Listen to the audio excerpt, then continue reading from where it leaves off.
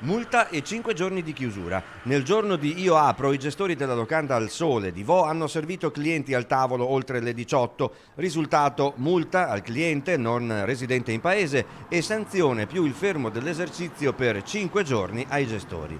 Nel bar simbolo suo malgrado dell'inizio della pandemia in Veneto, dove i primi contagiati venivano a giocare a carte, dove alcuni giovanotti dicevano di proteggersi dal virus con l'alcol, il tentativo di rialzarsi dalla crisi andando contro il DPCM è stato fermato dai carabinieri. Andiamo al supermercato, sono tutti là, è peggio di qua, è sbagliato chiudere i locali. Devono lavorare per vivere e hanno bisogno di una busta paga anche loro, perché non hanno solo il locale, hanno anche loro le sue case, le sue famiglie ed è giusto che lavorino.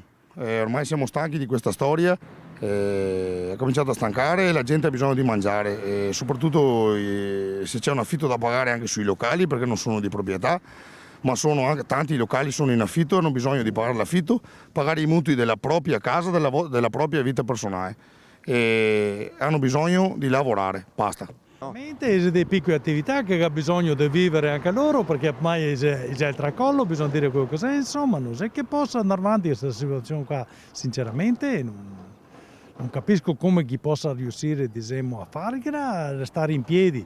Questo è un fallimento totale praticamente del sistema.